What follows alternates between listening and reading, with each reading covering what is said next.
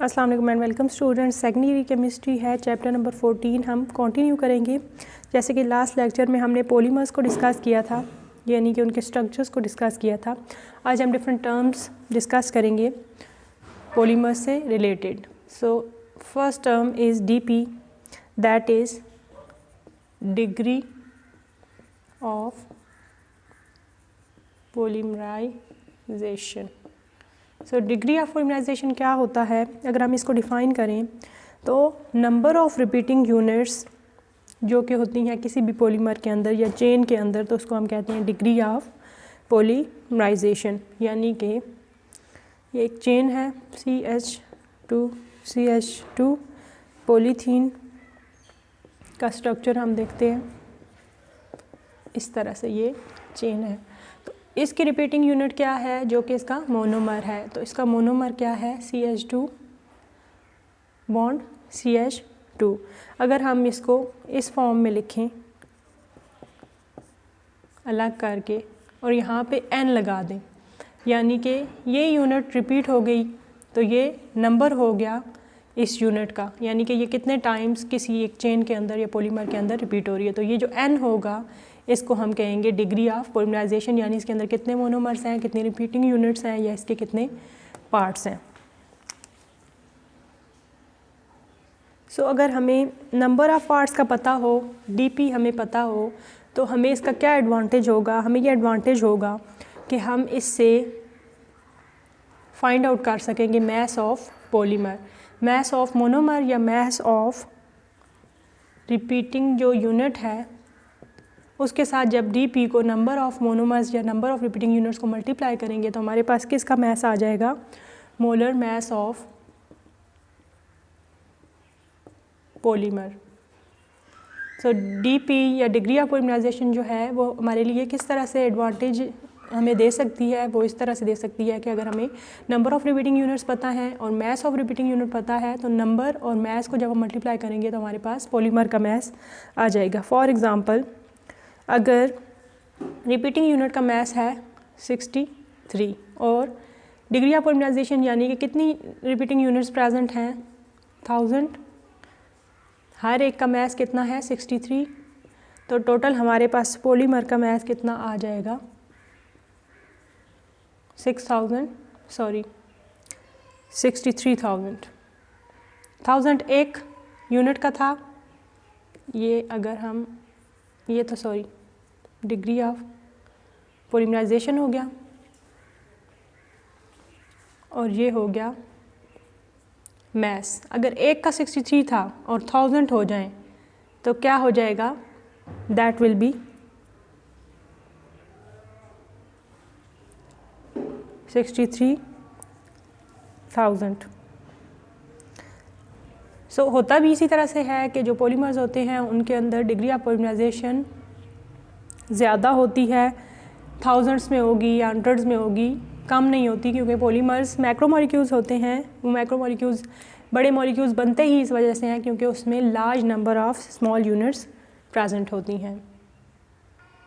Further हम देखेंगे कि पॉलीमर्स कितने टाइप्स के होते हैं। अगर बात करें हम टाइप्स ऑफ पॉलीमर्स की, तो डिफरेंट एस्पेक्ट्स देखते हुए हम इनको डिफरेंट टाइप्स में क्लासीफाई कर सकते हैं। फॉर एग्ज़ाम्पल, अगर हम इनको क्लासीफाई करें on the basis of monomers, nature of monomers और टाइप्स ऑफ मोनोमर्स, तो हम इनको डिवाइड कर देते हैं 3 टाइप्स में, लाइक होमोपॉलीमर्स, देन फर्दर हम देखेंगे कोपॉलीमर्स एंड देन टरपॉलीमर्स। तो होमोपॉलीमर्स को होमोपॉलीमर्स क्यों कहते हैं? होमो का मतलब होता है सेम, क्योंकि हम क्लासीफाई कर रहे हैं on the basis of their monomers. तो सेम क्या हो जाएगा इसके अंदर? सेम काइंड ऑफ मोनोमर्स हो जाएंगे। फॉर एग्ज़ाम्पल, यहाँ पे एक हम मोनोमर लेते हैं CH3 जो कि है विनाइल एसीटेट। ये ही विनाइल एसीटेट बहुत सारे डिफरेंट अपने जैसे ही बाकी यूनिट्स के साथ जब मिलेगा, सिमिलर यूनिट्स के साथ मिलेगा, तो ये एक चेन में कन्वर्ट हो जाएंगे, एक मैक्रोमोलिक्यूल में कन्वर्ट हो जाएंगे जो कि पॉलीमर होगा। क्योंकि सेम मोनोमर्स हैं जो मिलके एक लॉन्ग चेन बना रहे हैं, तो ये हमारे पास हो जाएगा होमोपोलीमर। सेम क्या चीज़ हो गई? Same monomers.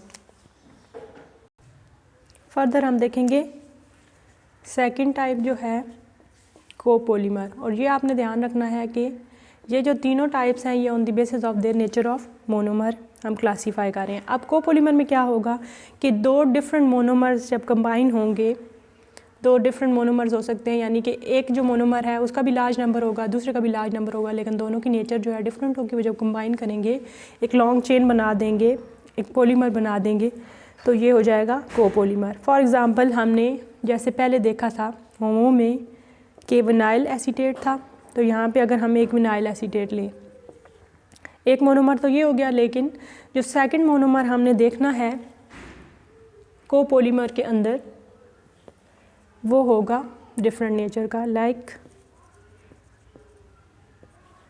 यहाँ डबल बॉन्ड CH-CO-O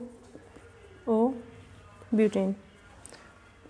तो ये दोनों जब कंबाइन होंगे तो ये क्या एक लॉन्ग चेन बनाएंगे, लेकिन इसमें क्या हो जाएगा कि दो डिफरेंट मोनोमर्स प्रेजेंट होंगे। उस तरह से नहीं होगा कि जिस तरह से हमने होमोपोलीमर में देखा था। इस तरह से ये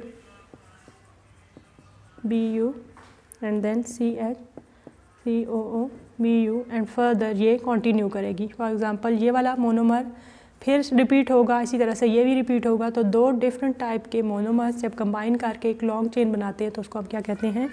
कोपोलीमर। थर्ड टाइप जो हम देखेंगे टरपोलीमर है। अब इसमें हम देखेंगे कि क्या नेचर है मोनोमर्स की। इसको टरपोलीमर क्यों कहते हैं? तो क्यों कहते हैं? क्योंकि इसमें अब थ्री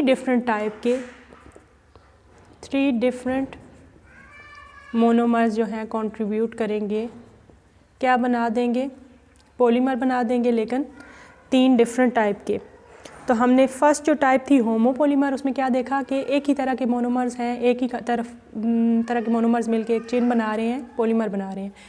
तो कोपोलीमर में हम देखा दो तरह के बना रहे हैं। अब हम टरपोलीमर में देखेंगे कि तीन तरह के मोनोमर्स मिलके बना रहे हैं।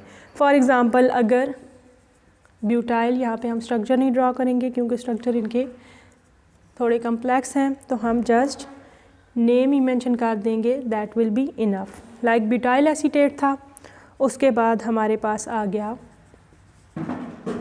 Meth acrylate and then acrylic acid.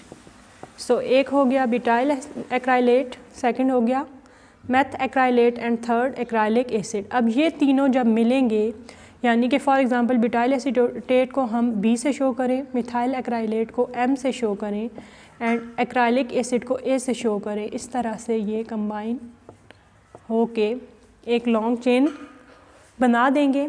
तो ये हो जाएगा टरपोलीमर, जिसमें तीन तरह के डिफरेंट मोनोमर्स प्रेजेंट होंगे। तो ये हमने क्लासीफाई कर दिया, या टाइप्स ऑफ पॉलीमर्स हमने डिफाइन कर दिया on the basis of their kind of monomers. तो फर्दर हम एक उनकी डिफरेंट प्रॉपर्टी की बेसिस पे भी क्लासीफाई करेंगे पॉलीमर्स को। लेकिन आज के लेक्चर के लिए इतना ही काफ़ी है। ये वीडियो आपने फर्स्ट टाइम देखी है, इस चैनल पर नए हैं, चैनल को ज़रूर सब्सक्राइब करें। और अगर आप चाहते हैं कि वक्त के साथ आपको तमाम नई वीडियोज़ की नोटिफिकेशंस पहुँचती रहें तो बेल आइकन को क्लिक करें। Thanks for watching the video.